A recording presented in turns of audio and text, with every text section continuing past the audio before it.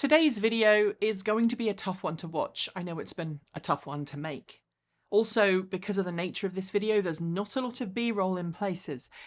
But I felt the topic was more important than making sure you had cool things to look at, so let's get on with it. Scientists have been investigating global climate change since the early 19th century, theorising about how the planet's temperature has changed over time, according to both natural cycles and external sources. And it was the late 19th century when scientists really started to postulate that greenhouse gas emissions could have a detrimental effect on our climate. By the 1960s, it was no longer a theory. The scientific community was beginning to prove climate change theories together with irrefutable data from reproducible experiments and scientific observations. And in the last 50 years or so since, the effects of anthropogenic climate change have become more and more obvious. From my own childhood in the 1980s through to today, scientists have become more insistent than ever that we need to change our relationship with energy. Entire communities around the world have seen their homes threatened by freak weather event after freak weather event, rising sea levels, and as our news has made us all too aware in the hellish year that's been 2020, there's been a real transition in weather events that have seen once-in-a-lifetime storms become far more frequent.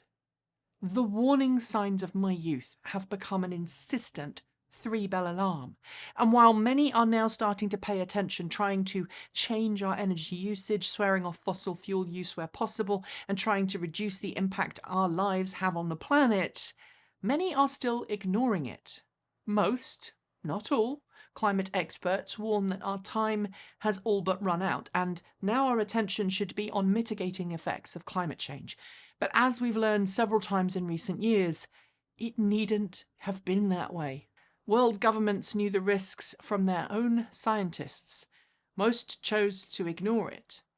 An investigative journalism piece from 2015 showed that oil companies like ExxonMobil, who kept climate scientists on their payroll, knew way back in the late 1970s that increased amounts of carbon dioxide in the atmosphere from burning fossil fuels would cause climate change.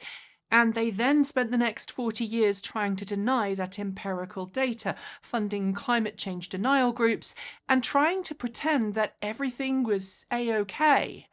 And this week, thanks to a 5-month-long investigation by E&E News that carried out dozens of interviews with former staff and researchers, as well as delving into hundreds of pages of documents from both corporate archives and academic research, it's now pretty clear that Detroit's biggest automakers knew about the effects that burning gasoline would have on the environment. Like the Exxon news story of 5 years ago, we've now been given irrefutable evidence that both Ford and General Motors, and I'm guessing the majority of the other mainstream automakers out there, all knew. Suck, squeeze, bang, blow was slowly killing us. Which brings me to a difficult question, one that many of us have been asking ourselves, and one that some of you have even asked us to make a video on. If these companies knew and did nothing about it, choosing corporate greed and capitalism over the health and well-being of nations in the future, why should we be supporting these companies and buying their vehicles? Shouldn't we all just let them die off and support one company instead? That company obviously being Tesla. It is a topic that I've been thinking about for a really long time.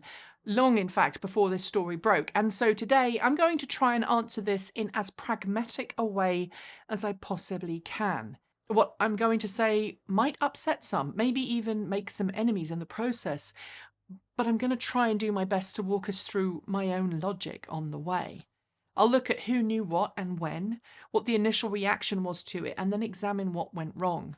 Hint, it's got something to do with corporate greed. Then I'm going to ask what should be done about it, and finally answer the question that the video title poses, and explain why that time has already well and truly passed. Explain why, although all involved parties should be forced to make severe recompenses for their misdeeds, we're now at a point in history where it is all hands on deck, because this is about our survival, nothing less.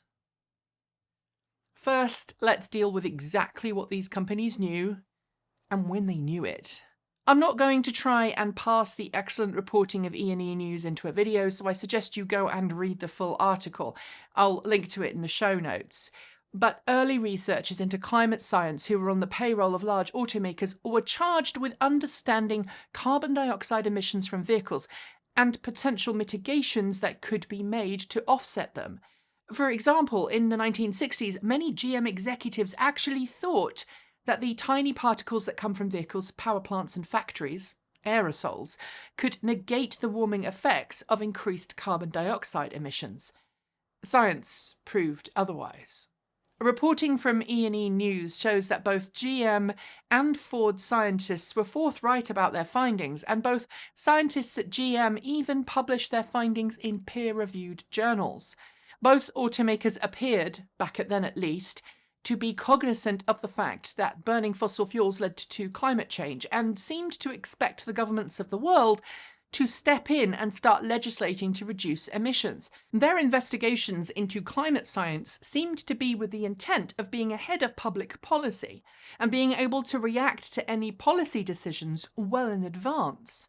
And in fact, fuel economy, less so for emissions, became a primary target, and with the rise in oil prices and gasoline shortages in the late 60s and 70s, both GM and Ford experimented with electric vehicles, as did many other automakers. There was even a little boost for EVs when GM helped provide the drivetrain for the Lunar rover, a vehicle which was originally going to be powered by a hydrogen fuel cell, but which switched to a pair of 36-volt silver zinc potassium oxide non-rechargeable batteries instead. And if you don't believe me in how seriously some of these companies were taking EVs, check out the Pathé News link below, which shows just some of the electric vehicles being happily discussed by automakers back in the 1960s. The same is true in the 70s. In fact, my love affair of electric cars started when I was very little in the early 80s.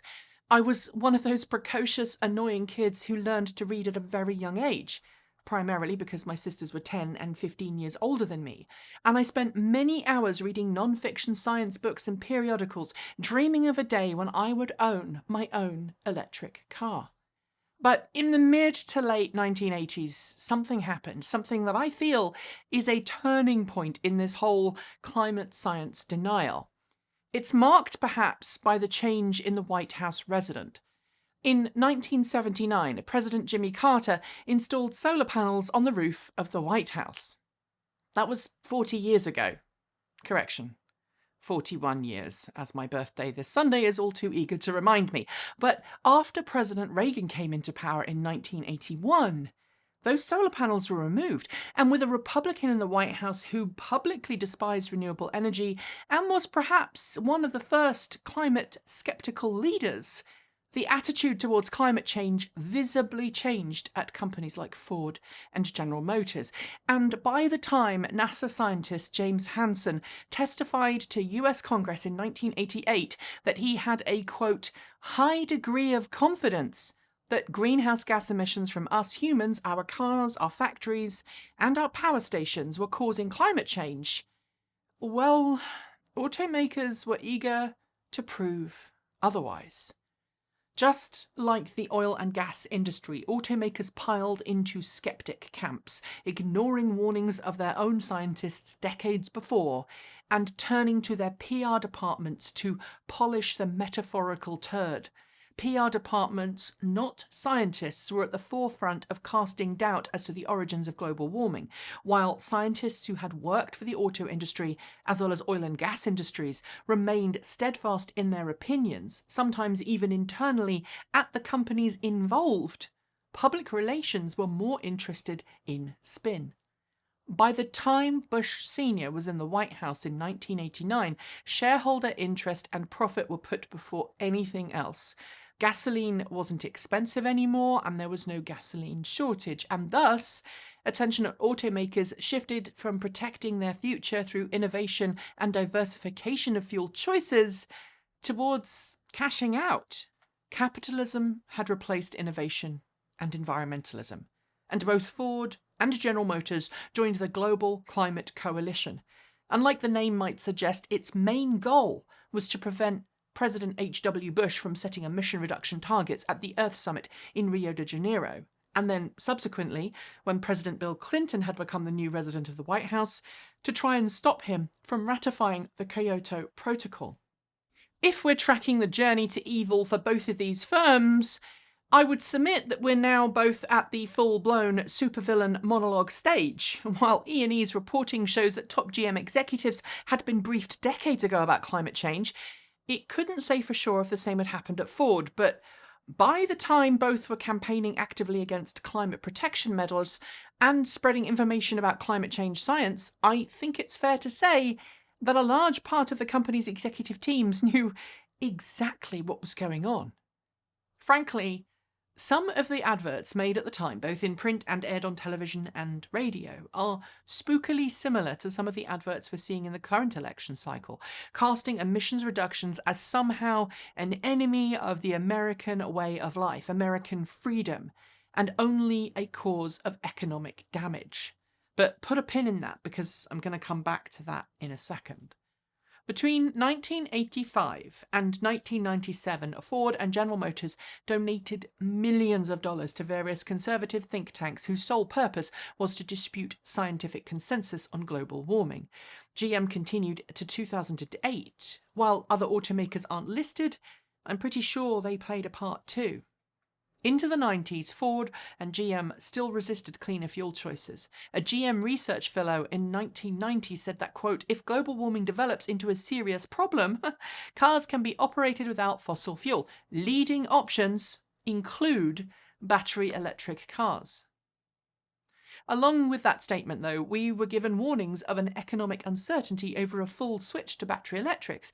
Batteries were viewed as not ready for electric cars, and the optimism of the 60s, where both Ford and General Motors, as well as other companies, openly suggesting that we would see millions of cars on the roads powered by electricity in the near future, well, that was all replaced with skepticism. When electric cars were produced under duress between the late 90s and early years of the 21st century, automakers were still trying to turn the attention away from EVs and back to gasoline vehicles. And we know how that ended, right? That push towards ever larger, ever more powerful trucks and SUVs has of course been spearheaded by mainstream automakers, with the Detroit 3 at the front of the pack. Even today, we are seeing ever increasingly large trucks and SUVs being advertised and sold, while smaller, more fuel-efficient vehicles are being cancelled with the argument that nobody is buying them. And that's the same argument that was used for years to argue against hybrid and battery electric vehicles. All automakers, including Ford and GM, have managed to improve vehicle efficiency as a consequence of tightening emission regulations around the world. But with a current administration hell-bent on removing environmental protections and labelling them as bad for the economy, I should remind you that nearly 100 environmental protections have now been rolled back by President Trump's administration, they're also not as invested in making electric vehicles as they should and could be. Yes, General Motors, Ford, and every other automaker out there with any interest in selling vehicles globally beyond 2025 have now seriously spent a lot of money trying to catch up with Tesla in the green car segment. And the vehicles that are coming to market should be celebrated because they're another choice for consumers. More choice means more people will switch. Which, by the way, is why I think that the Hummer EV, while an oversized exercise in excess, will actually be a good thing if it can get a hardened gearhead who would never have considered going electric before making the switch. Which brings me to my conclusions. Did General Motors, Ford and others, as well as major oil companies, know what was happening with carbon dioxide levels, knowing the impacts and the cause of it? Abso-bloody-lutely. But society and government allowed them to behave in a way that meant they were not accountable for their actions. And we, society, haven't been accountable for our actions either. It has been all too easy to buy cheap cars and cheap gasoline. It's been all too easy to buy cheap goods and cheap food without really knowing or understanding, or dare I even say it, caring about the social and environmental consequences of what we're doing. Now it's time for us all to reap what we've sowed for more than half a century. So what do we do now? Time is running out and we are very nearly boned, and warn some experts, unless the US changes its policies to transportation and energy very quickly and helps lead by example, working internationally to lower emissions around the world and push towards renewable energy and sustainable transportation through leadership, the future is very bleak for our children. Without getting too heavily involved in politics, because I know it is a difficult subject, those of us in the US who are voting next week are voting for our future, but also for the world's future. One candidate says climate change is a hoax and claims wind turbines kill birds and cause cancer. The other says we need to transition our energy towards a more sustainable, equitable solution through massive investment and a science and technology push that hasn't been seen since the Apollo moon program. Yes, we need to go back to the trust of and investment in science that we had half a century ago. As to Ford, General Motors, and any other automaker or energy company that willingly participated in misinformation campaigns, and to some extent still do, GM, Toyota, others, reparations are due. Automakers have for decades made money off the lack of environmental consequences of their vehicles, and any future for these companies mean that reparations must be forthcoming. Large reparations. If Volkswagen can pay for its willingness to screw the environment through Dieselgate, so too should these companies pay hard and deep through financial penalties, fines, and yes, even criminal charges against those PR executives and teams who were responsible for anti-climate change actions over the last 30 years. Those fines should be used towards helping those already impacted by climate change, as well as establish development of new technologies that don't rely on fossil fuels. And had this all happened 20 years ago when we had time, I maybe would be having a different conversation. I'd maybe be more keen to suggest that boycotting companies was a way forwards. But right now, in our triple alarm state, we don't have that luxury. It's all hands on deck. We need as many electric car choices as possible. Tesla makes great products, but it's not producing enough variety of models to help rapidly transition the world to zero emission. And Tesla's goal has never been to eliminate the competition, but to help accelerate that transition. And it's done that.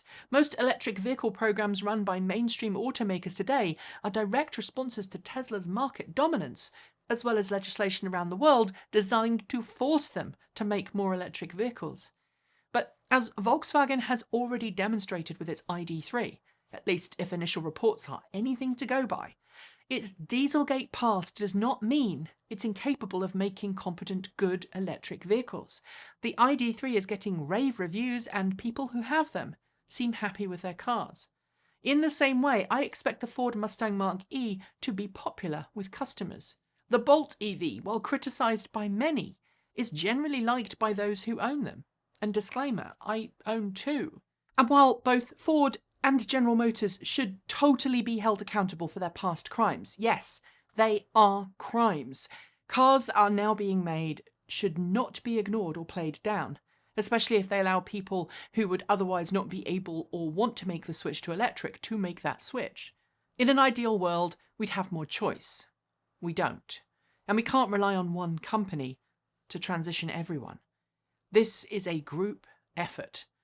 As I noted to someone on Twitter earlier, while there are plenty of electric vehicles I would personally not buy, the GMC Hummer EV among them, I will champion any fully electric model over an internal combustion engine one. Because as I've said multiple times, time is running out. Just as wartime criminals have been forced to pay for their crimes, let's make sure those responsible for this pay, and let's hold those in power accountable now for their misdeeds. But let's make sure we don't tar everyone with the same brush, or worse still, put someone off buying an EV that fits their needs and their budgets because of bad things a company has done in the past. We lost that luxury years ago, and everyone watching this, every single one of us, paid our part in letting those companies behave that way. We all need to remember that. Most people watching purchased a gas car at some point. We all need to help the world transition away from gasoline today, and that means having as much choice as possible. That's it. Thanks for joining me, and I'll see you next time.